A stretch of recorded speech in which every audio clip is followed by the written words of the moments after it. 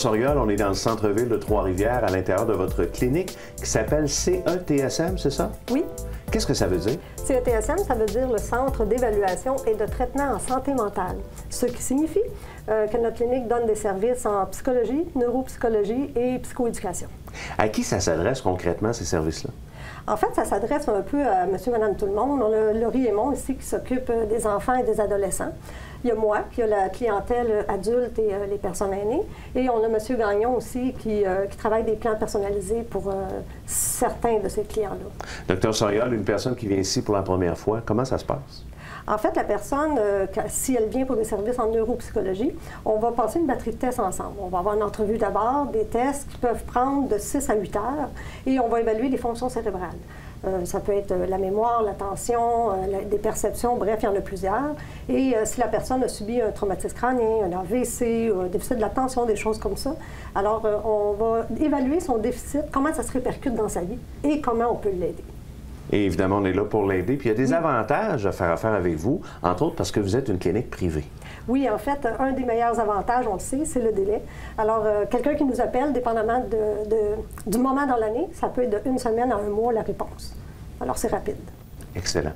Il y a un psychoéducateur qui travaille avec vous, c'est M. Gagnon. On va aller le rejoindre justement, qui va nous parler un petit peu de son travail ici. Merci beaucoup, Dr. Soriol. Ça fait plaisir.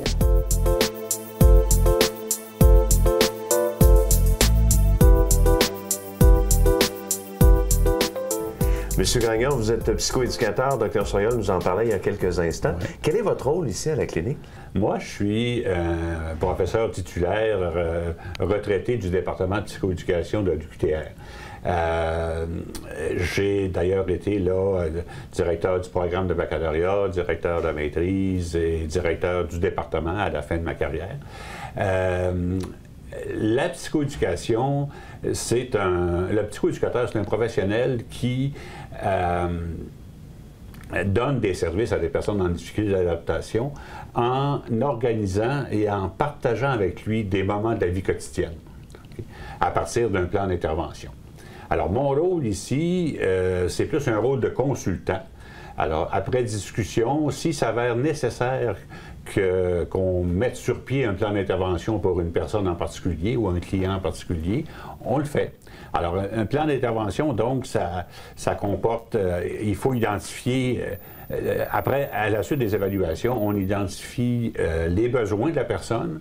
Ensuite, on traduit ces besoins-là en objectifs et on met sur pied un contenu, des éléments de temps, d'espace. On essaie de préciser le plus possible comment va se dérouler le plan d'intervention. On doit se laisser. On va aller rejoindre maintenant Laurie, qui travaille également dans votre équipe, parce que vous travaillez tous ensemble. Oui, oui, tout à fait, tout à fait. Excellent. C'est ça, c'est ça. Merci beaucoup.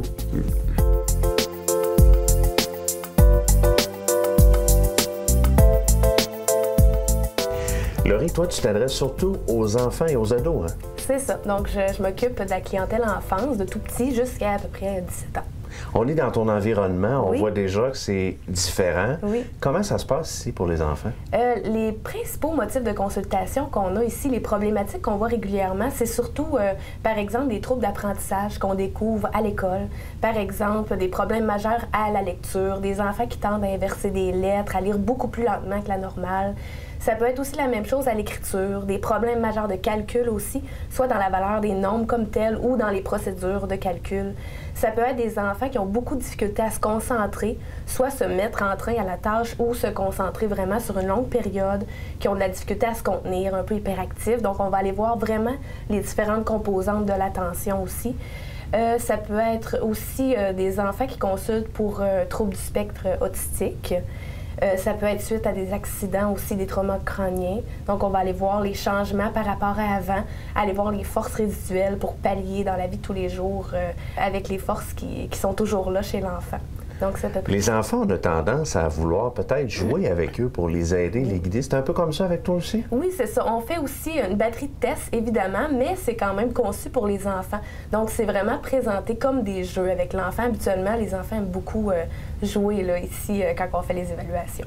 Et pour les ados, est-ce que c'est le même genre? C'est le même genre, Ouais. donc c'est aussi adapté pour les ados. C'est vraiment une transition entre TES enfant et TES ado, donc c'est tout à fait conçu pour eux aussi.